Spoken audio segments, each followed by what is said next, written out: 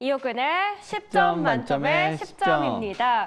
침체 우려 과도한 거 아니냐라는 우려 그리고 저가 매수세가 들어왔습니다. 다만 아직까지 엔캐리 트레이드 청산에 대한 부담은 남아있는 네. 상황인데요. 그래도 반갑게 3대 지수 미국에서는 모두 올라줬습니다. 오늘 국내장은 어떨까요? 네, 일단은 미국 시장이 기술적 반등에는 좀 성공을 한 것 같습니다. 그렇지만 이제 추가 상승에는 좀 아직은 좀 상당히 부담을 좀 느끼는 이런 흐름이기 때문에 지금 뭐 시장이 당장 다시 정상으로 올라온다 이런 생각보다는 당분간은 상당히 좀 변동성이 나올 가능성이 좀 있습니다. 그래서 우리 시장도 오늘 같은 경우는 어제 좀 올랐잖아요. 그래서 오늘 만약에 올라오면 단기 한번 차익 실현을 하는 전략이 좋을 것 같고요. 다시 또 빠지면 다시 밑에서 저가 매수하는 당분간은 이러한 단기 매매 전략이 좋을 것 같습니다. 네, 단기 매매 전략이 네. 유효하다라고 이야기 남겨주셨습니다. 이번에는 수익난 기업들 만나보러 가는 시간입니다. 첫 번째로는 넥슨게임즈입니다.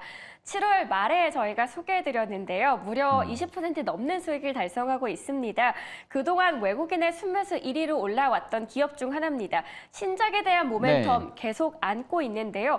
어느 정도의 이익을 챙기는 게 가장 좋을까요? 넥슨이요. 넥슨 같은 경우는 이제 많이 올랐지만 이번에 이제 구조적인 넥슨 게임즈의 성장성이 예상이 되고 있습니다. 왜냐하면 신작 게임이 일단 흥행이 장기화되고 있고 이 게임 말고도 지금 새로운 신작 게임이 또 대기 중에 있고 그다음에 내년에 이제 중국에 대한 모멘텀 뭐 이런 흐름을 봤을 때 지금 전반적으로 게임은 별로 안 좋죠. 특히 이제 PC 온라인 게임 쪽이 그렇지만 지금 이제 넥슨 게임즈처럼 콘솔이라던가 이러한 모바일 게임 쪽은 나름 몇몇 개별 종목들이 올라오고 있습니다. 그래서 넥슨 게임즈가 전체 업황은 안 좋지만 넥슨 게임즈는 좀 다르게 보는 게 좋지 않을까 이렇게 말씀드리겠고요. 차트 보시면서 이 종목의 흐름을 한번 짚어드리도록 할게요. 주가는 지금 이제 바닥에서 상당히 많이 올라 있습니다. 최근에 이제 시장이 상당히 변동성이 나왔음에도 불구하고 주가는 지금 삼각 수렴하는 형태로 조정을 지금 잘 받았습니다.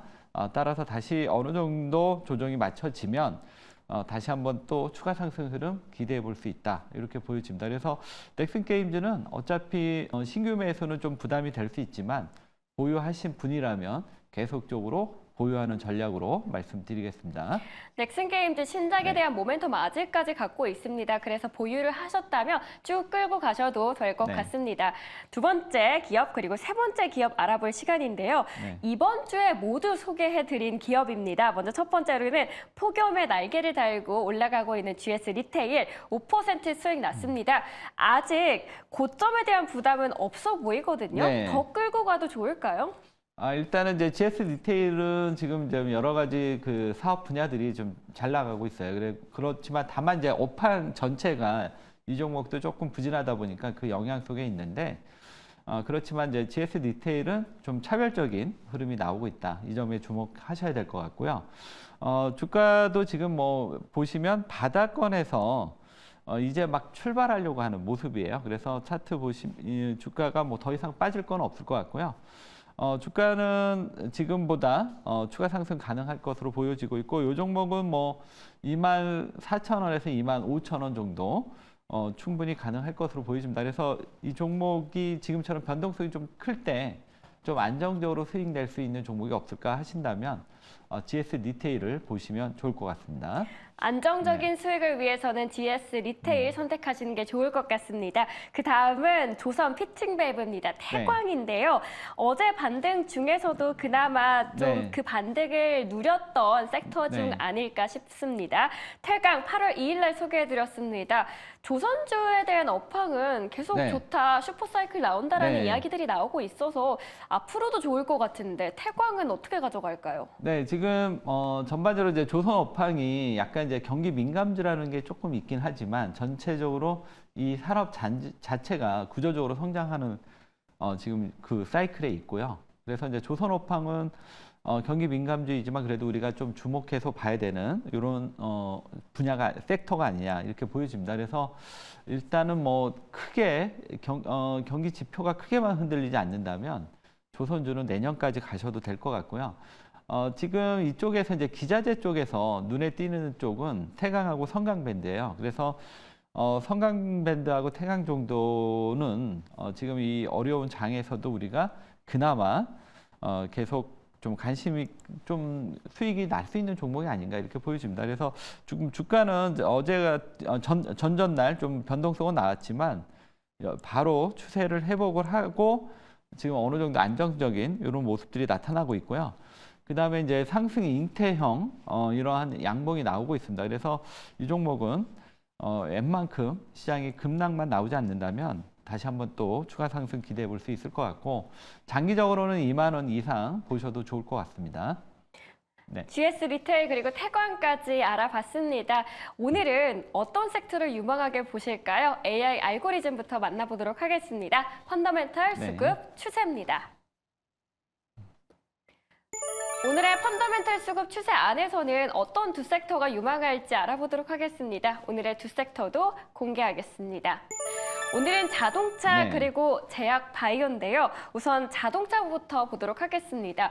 엔화 강세 흐름에 현대 기아의 경쟁사인 네. 토요타, 혼다의 수출 가격, 경쟁력이 약화될 것이다라고 전망이 되면서 자동차 쪽 네. 전망이 좋았습니다. 자동차에 대해서는 어떤 전략 가져가는 게 유효할까요? 네, 자동차는 이제 최근에 흐름은 아주 좋지는 않았어요. 그래서 사실 뭐 이렇게 공략해 볼 만한 흐름은 아닌데 뭐 최근에 뭐 전반적인 흐름들이 다 안 좋기 때문에 자동차도 뭐 그런 흐름이라고 보시면 좋겠고 다만 이제 자동차에서 펀더메탈에서 이제 중요한 변화가 좀 나타나고 있더라고요. 그래서 이 자동차를 이번 급락 과정에서 저가 매수 기회로 삼아 보는 거는 어떨까 해서 오늘 준비해 봤고요.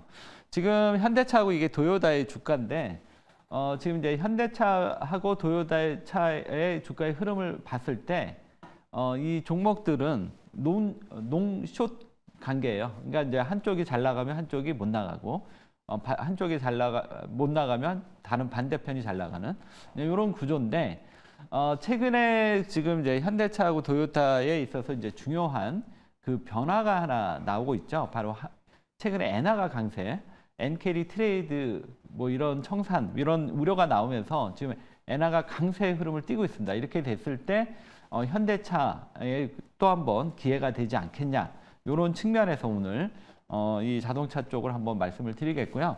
지금 현대차하고 원엔 환율의 지금 관계를 지금 보시면 되는데 엔화가 강세일 때 과거에 이제 현대차가 상당히 잘 나갔던 시점이 있습니다. 그게 바로 2008년, 2009년 요 시점인데 지금 요 최근에 엔화 환율이 상당히 심상치가 않죠.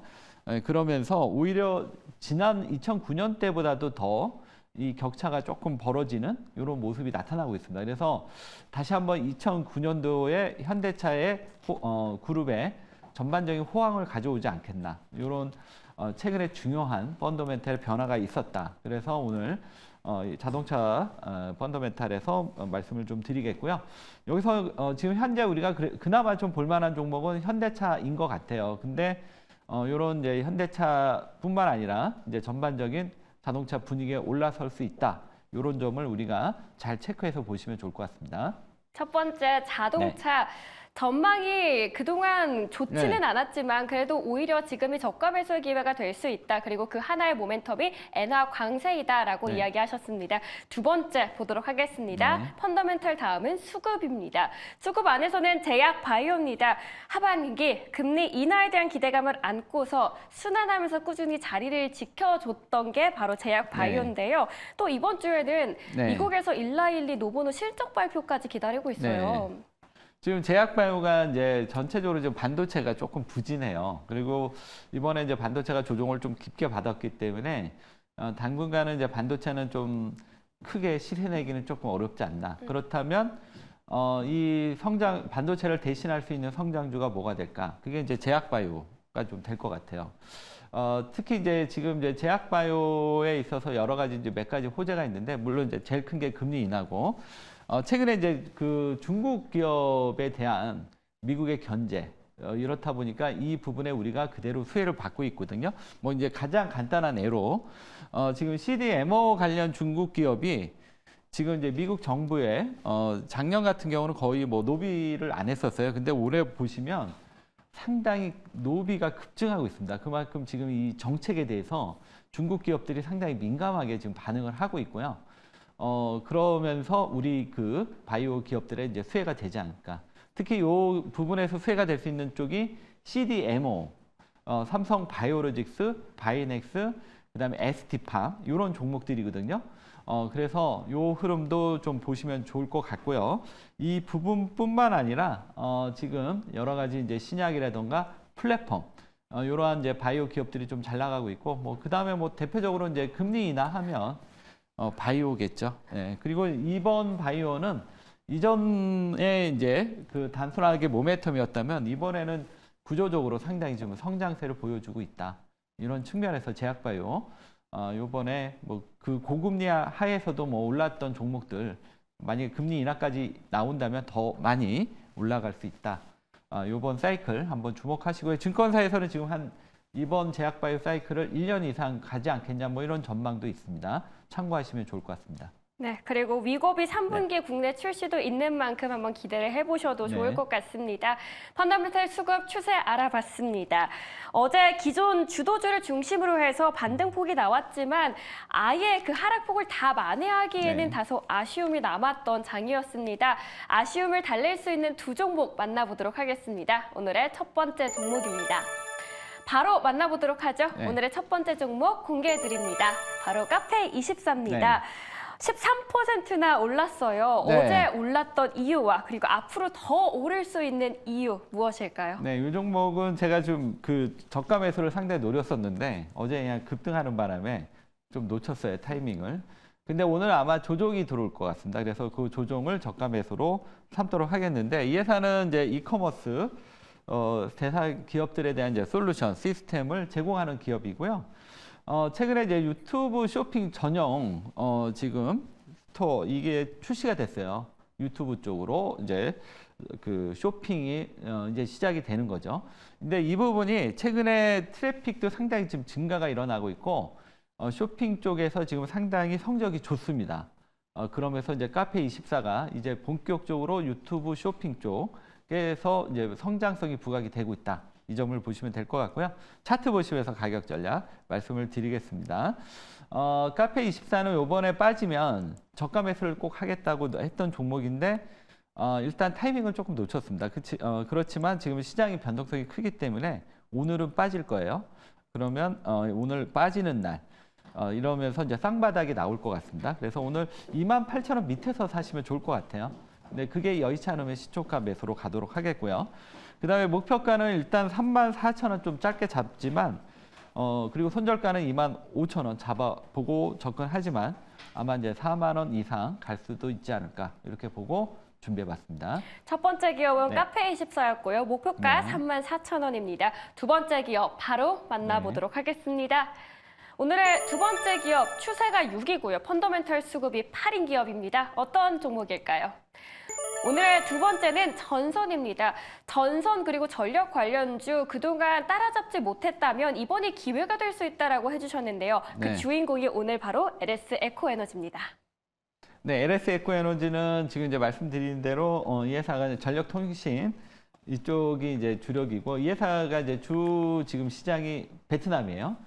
그래서 이제 베트남을 기반을 두고 있는 기업인데 최근에는 이제 단순하게 이제 그 전력 전선 케이블뿐만 아니라 해저 케이블, 그 다음에 히토류, 요게 이제 주목이 되는데 일단 이제 기본적으로 지금 베트남이 고성장을 하고 있기 때문에 케이블 전기 시대 이러한 흐름에 맞춰서 기본 본 사업이 사업이 잘 성장을 하고 있고요. 이 회사가 이제 미래 성장성, 히토류, 그 다음에 해저 케이블, 요것도 이제 LS 에코에너지의 또 하나의 성장 그 모멘텀이 될 수 있다. 이렇게 말씀드리겠습니다. 차트 보시면서 말씀드릴게요. 차트는 최근에 한번 이제 급락이 나왔어요. 그래서 지금 요 자리가 저가 매수 기회가 될 것 같다. 그래서 오늘 준비해봤고요.